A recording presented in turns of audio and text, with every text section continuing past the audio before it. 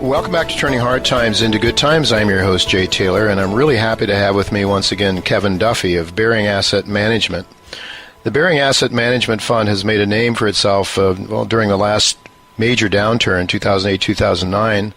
During that financial crisis, it positioned itself on the short side of the market, and it also, I believe, owned some gold and gold shares during that time. And if memory serves me correctly, the fund actually posted a triple-digit gain for at least one of those years. It did extremely well. Almost everybody else was basically losing half or worse of their portfolios. So it's with that in mind, I want to say thanks for joining me today, Kevin. Thanks for having me, Jay, and I want to wish you a happy birthday. Well, thank you very much. It is always good to have another year, and sometimes, though, you wish the hourglass weren't winding down so fast, but it is what it is, and we want to make the most of it while we have life. So, and having you on the show is a part of making the most of it. So, again, thanks.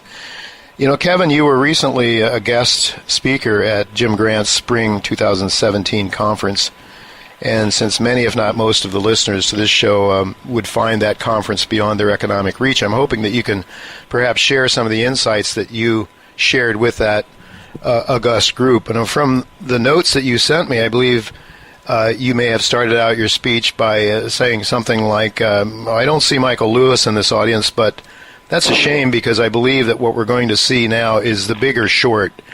You know, Kevin, we're in something like into the 8th or 9th year of a bull market, and both bond markets, I mean, we have a major bond market goes back for decades, but in terms of bonds and the equity market, I'm thinking of a major equity market bull since the last downturn. If anything, people now feel like this is an indestructible bull market. Why are you thinking that might not be the case? Well, when Jim introduced me, I started out with actually an anecdote that he told back in the late 1970s, standing in line to buy Krugerrands. And, of course, this was a mistake, and the lesson was you never stand in line to buy an asset. The bargains are always where there are no lines. So there are definitely, that pretty much describes the bear camp today. And short selling is even worse. The only lines for short selling are at the exit door. Yeah. So what I did was I started with the idea of now keep in mind this audience was very sophisticated in terms of their investment IQ, but I had a little bit of a learning curve to go up in terms of Austrian economics. So I wanted to start with sort of the canned bear case, the surface level stuff, and then go into something deeper. So I started out with an example of the near extinction of bear funds, where we've seen over the last 6 years, bear funds have gone down, assets have gone down 20%, even though ETF assets have tripled. And then we got into the length.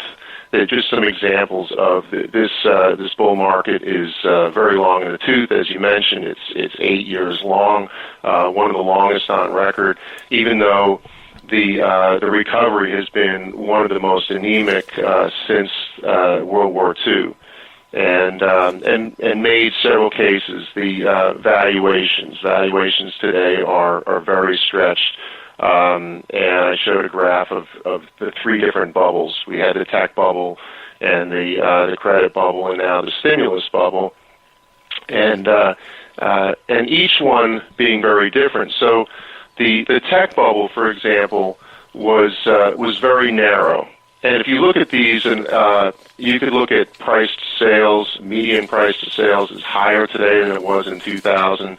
I showed a graph of the total market capitalization of a Wilshire 5000 to GDP, and you can see these different peaks.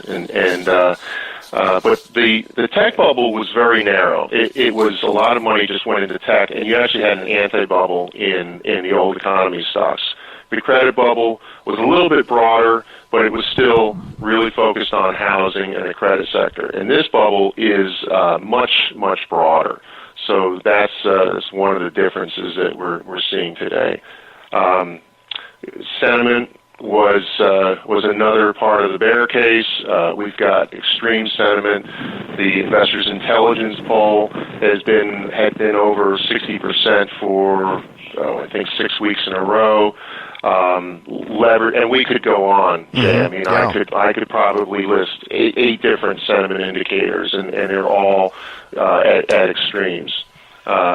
Leverage, tremendous amount of leverage in the system. Margin debt is the most recent reading was $513 billion, which is a record. It's funny, the bulls like to they're kind of there's always rationalizations that you see at the top of these bubbles, and yes. So the bulls have said a couple of the rationalizations that there is pessimism. People are pessimistic. Well, that doesn't make a lot of sense. And the other is that there's cash on the sidelines. And so I showed a graph of the equity fund cash levels at 3%. They're actually the latest reading was 3.1%. But this is the lowest since, I believe, 1972, before that 72-74 bear market, which was in inflation-adjusted terms, it was the worst since 1929 to 1932. Right. So, these are kind of the surface level reasons for the bear case that I got into. Well, I'm looking at your chart there that shows the three bubbles, and the credit bubble was worse, was higher than was the tech bubble, and now we have a stimulus bubble that is far greater than everything else. You mentioned the credit bubble being broader. The tech bubble was mostly in that sector. It seems as though not only are these bubbles getting greater, but also broader. Is that a fair assessment? I mean, certainly we have you're calling this the stimulus bubble, which is affecting everything in the economy more or less. I mean, obviously, asset prices have benefited far more than a lot of other prices, but wages, for example. But is your case then for this being the bigger short, the fact that there's even greater distortions caused by this massive monetary stimulus now? Is that why you think we may be in for an even bigger decline now than we were in 2008, 2009? Right. So if we go through these bubbles, this bubble is broader, and you had mentioned it earlier that we've had a 35-year bull market in bonds, and that appears to have peaked last July when $13 trillion in bonds were in had negative yields, and so we've had this series of bubbles. And the way I look at it is, let's start with the tech bubble. The tech bubble had, in terms of debt buildups, all these bubbles have had an expansion of the Fed balance sheets, but they've had debt buildups along the way. So the first one, you had about $1 trillion increase in telecom debt. That's where the malinvestment took place. The second one, the housing and credit bubble, you had about a $5 trillion increase in mortgage debt. This bubble, it's really been at the sovereign debt level. Now, mortgage debt, since the peak in 2008, has actually gone down a little bit. It's gone down, I think, about $400 billion. But we've more than made up for that in terms of consumer debt, which has gone up about 1.6 trillion. And but the big gains this time have been in sovereign debt. So in this country, about $10 trillion in new sovereign debt. And then you look at places like China, where they've had, I believe, about a $20 trillion or $25 trillion increase in debt. So this is where every cycle, it's the debt buildups are kind of going parabolic, and then I think if we look at economically what's going on, the foundation each time the economic foundation is getting eroded more and more. That's the way I look at it. So it really boils down ultimately to what the economy is doing, Kevin, and certainly there seems to have been a major disconnect since 2008, 2009, with the owners of assets getting richer and richer, and the middle class, I would say the people that produce things that are used and so forth, are not faring very well.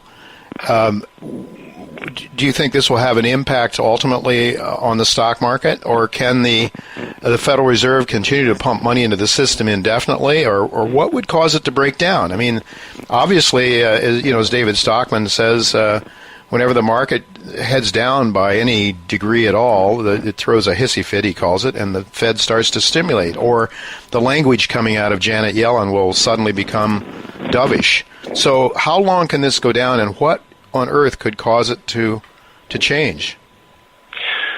Well, that's a question that we could spend hours talking about, and I think part of this gets into basic economics. I mean, the immediate answer is that knowing how long this can go on is next to impossible. Mm-hmm.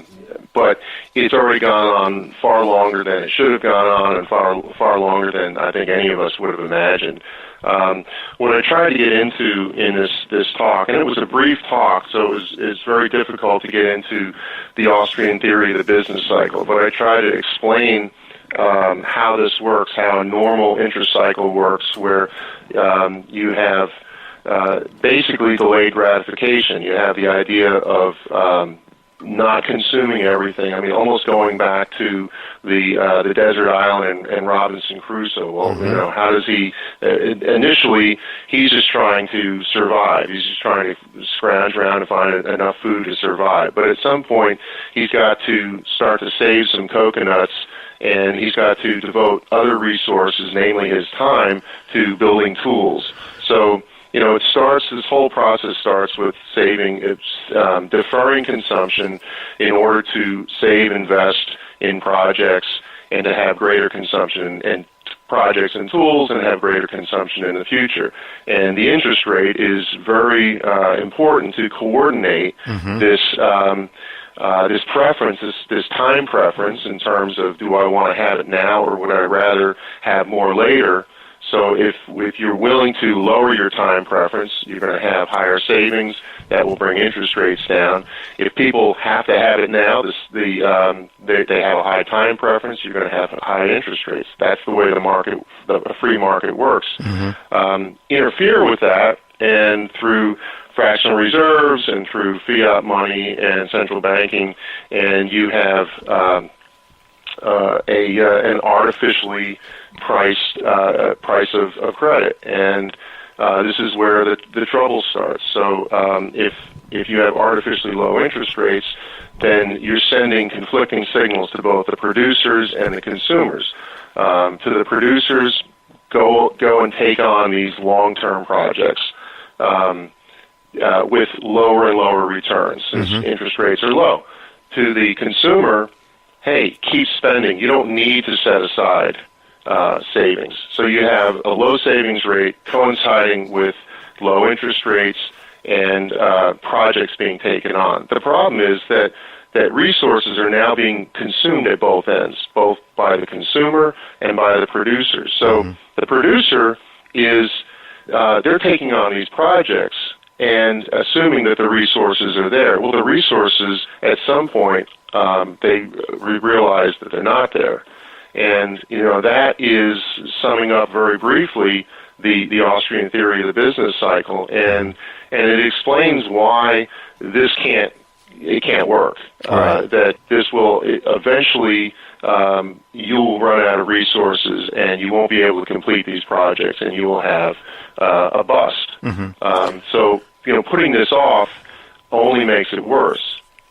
So we've seen this happen. We've had the tech bubble, we've had the credit bubble, and the credit bubble worse than the tech bubble. As long as you have a fiat money system, one in which you can stimulate, it just seems like it can go on. And as you say, it's impossible to know when it's going to stop. But what we do know, what you're arguing, I think, is that ultimately the system collapses itself. I'm looking at a debt chart, total debt to GDP, and we're seeing almost an exponential growth in the total debt, and yet GDP, even if you take the government's numbers to be truthful and accurate, is growing at most in a very slow, linear fashion. So at some point, Kevin, the system breaks down, it becomes insolvent. It's not just only illiquid, but insolvency. And then what the only answer they've come up with so far is to print even more money. So how does this get resolved? I mean, I'm seeing an increasingly insolvent system with debt growing much more rapidly than income to service that debt. You would think that ultimately you should have some sort of an implosion like we had in 2008, 2009. But then won't they just come back and start printing more money and telling you have to use that money? They will, and you know, Jay, the honest answer is I'm not sure how all this gets resolved. You know, what I'm concerned about is how do I navigate through all this, and how do I try to protect myself, and you know, one of the things that we've seen with these bubbles is that they can't go on forever. Yeah. They never go on forever. I mean, by postponing the day of reckoning, you're making it worse. You can't repeal economic law, so we have that on our side. And we also notice that there are always cracks that appear, and the cracks, as long as you paper over these cracks, they just get wider and wider. Yeah. And we've seen this first with the commodity bubble that we saw in 2011. Mm-hmm. We've seen some incredible busts. We've seen billionaires in Brazil go bankrupt. So it's not like the Austrian theory of the business cycle fear that this has been repealed. Right. It hasn't. Okay, it's already been playing out, and this is a process. You're already seeing these cracks now appear in the U.S. consumer, and even though the high-end consumer has done well because stocks and bonds, the paper assets are in nosebleed territory, but you're seeing the middle-class consumer really get hurt, and not only that, a lot of these retailers and consumer-related companies, they're having to compete with technology, with e-commerce. Right. Mm-hmm. So you look at the new low list. I think it's expanding right now, and it's just littered with Fossil and mall REITs and Under Armour. Finish Line just reported same-store sales down, and Kohl's. I mean, just across the board, you're seeing, and I think this is a sign that something is really wrong with this picture right now, even though the stock market is near all-time highs. I think we're seeing these cracks, and the cracks will just keep getting wider and wider, and at some point you'll have this sort of a Wile E. Coyote moment, and it'll be a long way down. So the question now, with about 2 minutes left, Kevin, is how do we prepare for that? What is the Bearing Fund doing now to prepare for this day? You're short the market. Talk to us a little bit. Maybe you own some gold. What are you doing? Well, we are hedging. We're trying to do almost the impossible, which is hedge against three risks. One is front and center, the business and economic risk, and we're doing that by short selling. The second is a growing risk at the sovereign level, and we're doing that by shorting especially these ultra-low interest rate government bonds like German Bunds and Italian 10-year bonds and Japanese government bonds. And we can do that with, I think, very, very compelling risk-reward. And then finally, currency risk. And I think that is probably the last act in this play, and we're doing that mainly through gold and also with gold stocks. But right now, we feel that the most important, the clear and present danger is the economic risk. We think a bust is coming. It's already started in the consumer area, and I mean we're shorting the auto finance area, for example. I mean, you can look at charts of like an Auto Nation, the stock market. Since the election is up about almost 10%, the S&P 500, right. And it's been led by financials, almost double that. But but you've got AutoNation is only up about 5%, and even a Simon Property Group is actually down 6.5%. And as I said, a lot of these consumer names are starting to make new lows. So there's a real dichotomy going on right now, and I think investors should pay attention to that. Well, thank you very much, Kevin. Just one more thing. Could you tell our listeners how they might learn more about your fund, and what is the threshold? I know it's not for, it is really for accredited investors, obviously, people with some means. But if there's some people listening to this show that might have the ability to invest in your fund, how can they go about doing that? Okay, well, we have a website, and it's Bearing Asset, Bearing as in ball bearing, or bear as in grizzly bear, and bearingasset.com. And the site is really designed there's a lot of educational material on there. Good. And then we have actually two funds. We have a very aggressive insurance policy against these three risks, which is the Bearing Fund, and the minimum is $250,000. And then we have a more conservative version of that, which is called the Bearing Core Fund, and the minimum is $500,000. Mm-hmm. Excellent. Well, thank you very much, Kevin, for being with us.